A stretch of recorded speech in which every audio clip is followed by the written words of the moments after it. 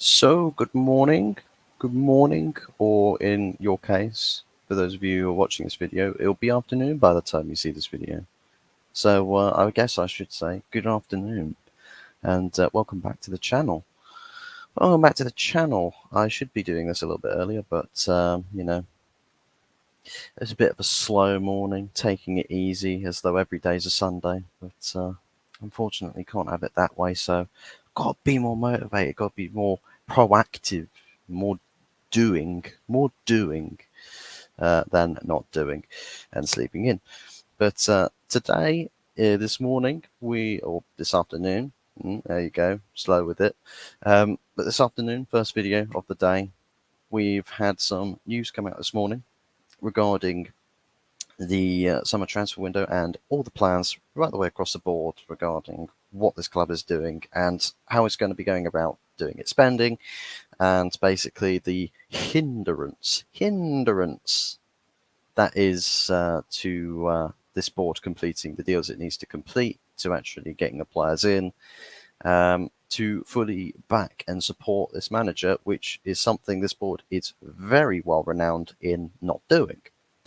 So, what is the news? Well, so according to Disco Mirror, that Manchester United will not sanction any spending until the takeover is complete, and that is pushing boss Eric Ten Hag's patience after he identified targets months ago.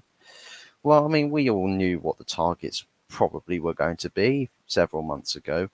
We sort of thought, well, if the takeover gets wrapped up quickly, we'll have the funds. There was all the debate about whether, how much funds we're going to have.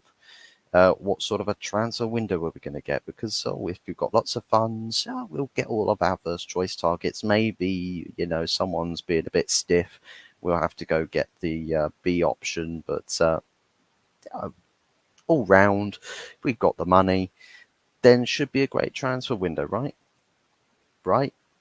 Should be a great transfer window. Wow.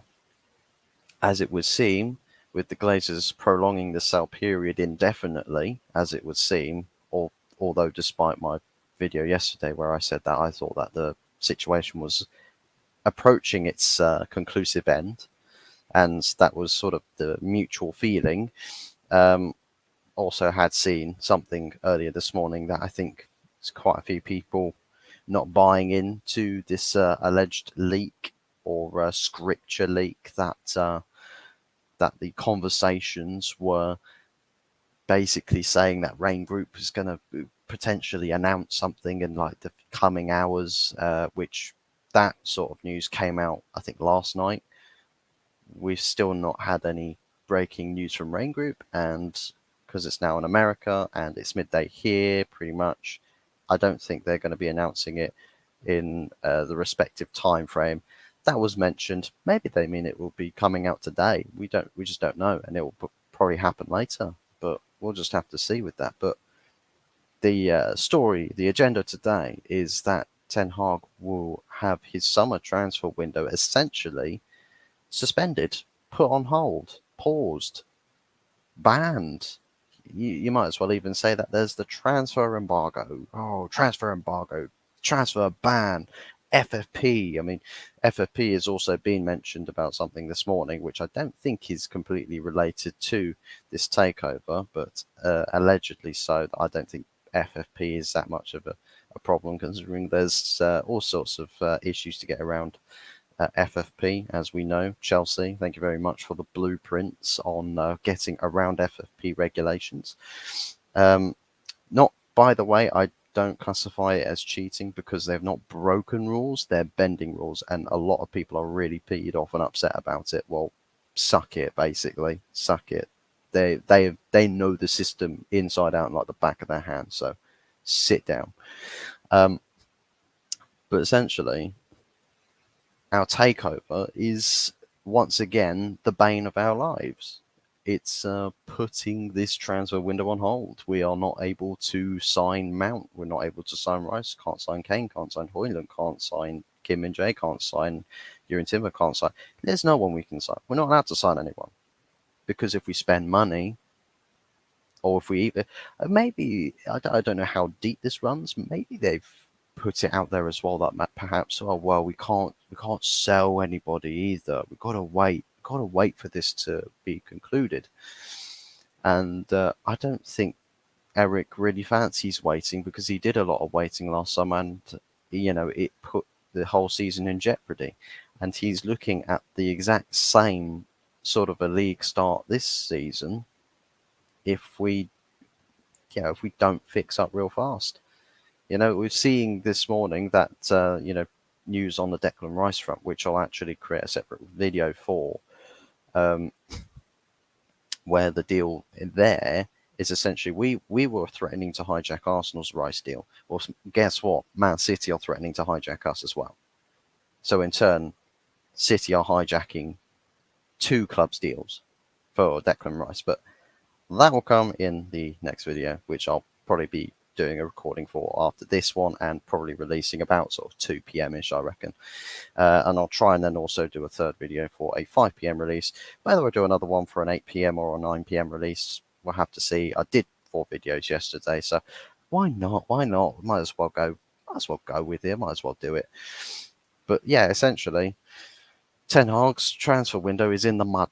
It's in the mud. It's in the mud. It's gone. It's buried. It's a pipe dream, and it's all gone up in flames. But essentially, I don't know about you, but I believe that there's an element to it where the club is saying, because we are so uncertain, we don't fancy making a big mistake by signing a player on big amounts of money, and then being told, well, you've spent through your whole budget and now there's nothing left to spend, with their struggle to sell players. I don't know about you, but I feel like the cynical side of me feels like there's something a little bit smelly here. Something stinks a bit here. That this board have essentially communicated something where perhaps this story's materialized from. Because I cannot imagine that people in the discussions of the takeover would be relaying that sort of information to the club to say, well, you can't spend. But I rather think that the club is looking at the situation and thinking, oh, but we'll just hold on. We'll just hold on because, oh, it might be coming to a close. So if we wait now, we might have more money to spend in like another couple of weeks or so. Which I don't understand why you should do that, because that's the thing about a club that acts and is proactive usually are more successful clubs. It's like if you spend your years and your time just acting reactively, you're always bound to be a step behind, 2 steps behind, 3 steps, 4 steps behind those whom act proactively and take lead of the situation. It's a bit like when you set up for a football match. If you're acting reactively to what it is your opponent's doing, essentially it's all just work to contain whatever it is that they're doing.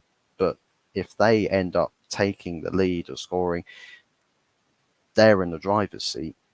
Your reaction is basically now you have to act proactively. But why couldn't you act proactively from the start yourselves? It's kind of like that.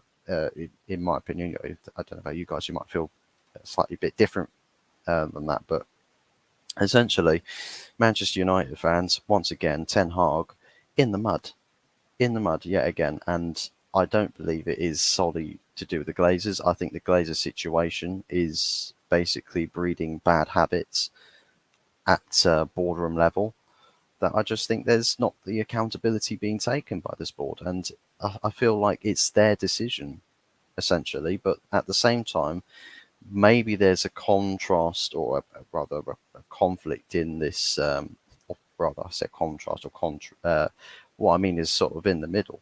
Contradiction, there perhaps is the contradiction in this sense that, well, yeah, sure, we might not know the funds, but why would we be talking to players if we're holding on and waiting? Whether that's just the case that you're trying to prepare the deal to get it as close to completion as possible, and then you hold the brakes on and say, now just wait there, buddy. We're going to wait for the new funds to come in. But that in and of itself would be stupid to do, because then that means all your targets will go, well, why am I going to wait? Why should I wait? I've got a club that wants to sign me tomorrow, so I can, potentially go join them on pre-season. I can go start training with them, whatever that means. So basically, I just think that there's something stinks about this, where it's perhaps the board's incompetence, trying to shine through yet again, trying to take the spotlight for more incompetence on their part. Maybe that be the case. I don't know. But guys, let me know what you think about this situation. Whether you think that this is a boardroom manifested issue, or whether you think that there is genuine intervention from the Glazers part or the Glazers groups by saying, well, look, the funds are not set, everything's all liquidated, there's no structure anywhere at the moment, just wait for us. Whether you think that's the truth, or whether you just think this is just a press release to try and spin things a little bit more, just to entice interaction or to generate a reaction. Maybe it is just that, but I don't know the truth to it. I don't really think anyone really knows the truth to it, and we'll just have to see what happens, or how this story progresses, if it does progress, or if it does get any legs. So I think it's just more the case that time will tell. Time will tell on that front, but as you hear from me, I think there's a little bit of a stink from it, where it's just like, well, perhaps it's a club briefing to say, well, try and get the fans to understand that the situation's a bit difficult for us to do the things we need to do, and try and lower their expectations, so that if we do underperform and we do fall flat on our faces, they won't be as disappointed. I mean, it does seem like that's something that they'll probably trying to do for the longest time anyway. So maybe that's just more fuel to that fire. We'll have to see how the story progresses. But yeah, do be sure to leave a like, smash the like button, destroy the like button, whatever you want to do with the like button. Do the same thing. Give that subscription button a same treatment as that like button. Show it some love, show it some punishment, whatever your kink is with with mouse one buttons and clickings, or your index fingers or thumbs, however you hold your mobile devices.